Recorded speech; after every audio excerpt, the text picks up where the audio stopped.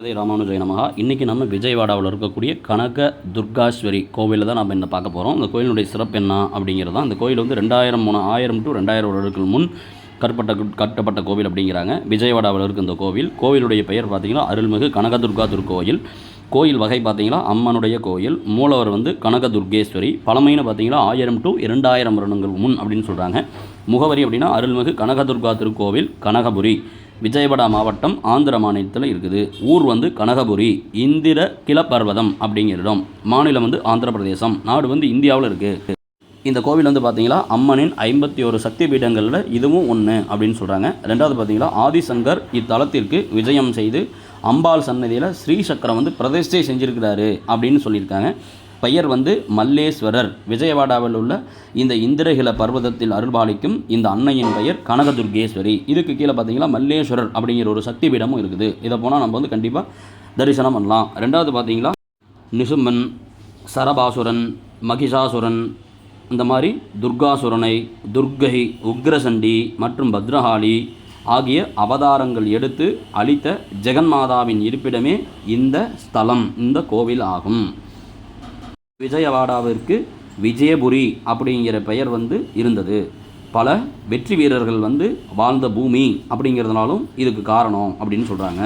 கந்த புராணத்தில் இந்திரகில முனிவர் பார்வதியே தனக்கு மகனாக பிறக்க வேணும் அப்படின்னு தவம் இருந்தார். பார்வதியும் அவர் முன்பு தோன்றி இந்திரகிரியை ஒரு குன்றாக மாற்றினாள். மகனாக பிறப்பேன் என நிபந்தனை விதித்தாள். முனிவரும் குன்றாக மாறி நின்றார். ஆதிபராசக்தி அந்த குன்றில் வந்து கோவில் இருந்தாள் என கூறப்படுகிறது. அந்த கோவில் தான் கனக துர்கேஸ்வரி. இது வந்து குன்றின் மேலே தான் இருக்குது. மலை மேலே 7 மாடி ஏறி போய் தான் நம்ம தரிசனம் பண்ணணும். இல்லைன்னா லிஃப்ட் இருக்குது, லிஃப்ட்லேயும் போகலாம். இதுக்கு வந்து மொத்தம் 4-5 வழிகள் உண்டு. ரெண்டாவது பார்த்திங்கன்னா இதில் வந்து செல்ஃபோன் அலவுடு கிடையாது. செக்கிங் பண்ணிட்டு தான் அனுப்புகிறாங்க. ரொம்ப சிறப்பான கோவில். அம்மன் நல்லா அருமையாக இருப்பாங்க.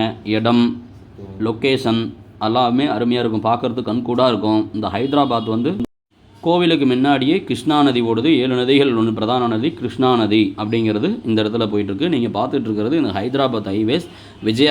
விஜயவாடாவுடைய நியூ அதாவது லொக்கேஷன் ரொம்ப சிறப்பாக இருக்கும். பார்வைகள் பாருங்கள், இந்த வண்டிலாம் போயிட்டுருக்கு இல்லையா, இதுக்கு மேலே நம்ம வந்து கோவிலுக்கு மேலே இருந்தால் இந்த வீடியோவை நம்ம எடுத்துக்கிட்டு இருக்கோம். பக்தர்களுக்கு காமிக்கணும் அப்படிங்கிறதுக்காக முடிஞ்சால் ஒரு வாட்டியாவது விஜயவாடாவில் இருக்கக்கூடிய விஜயவாடா பஸ் ஸ்டாண்ட் ரயில்வே ஸ்டேஷன்லேருந்து ஒரு 3 கிலோமீட்டர் தொலைவில் தான் இருக்குது இந்த கோவில். துர்கேஸ்வரி கனக துர்காங்கிற கோவில். குடும்பத்தோடு வந்துட்டு போங்க. ரொம்ப சிறப்பான கோவில். ரெண்டாவது பார்த்தீங்களா பாருங்கள், இந்த மாதிரி ஹைவேஸ்க்கு மேலே கோவில் இருக்குது. அப்போ நம்ம ஒரு ஹைட்லேருந்து பாருங்கள் கிருஷ்ணா நதி. இப்போ நீங்கள் பார்த்துட்டு இருக்கிறது இந்த நதியினுடைய பேர் கிருஷ்ணா நதி. இது வந்து ஹைதராபாத்துடைய ஹைவேஸ்க்கு மேலே நம்ம கோவில் அமைஞ்சிருக்குது. ரொம்ப பார்க்குறதுக்கு கண்கூடாக இருக்குது.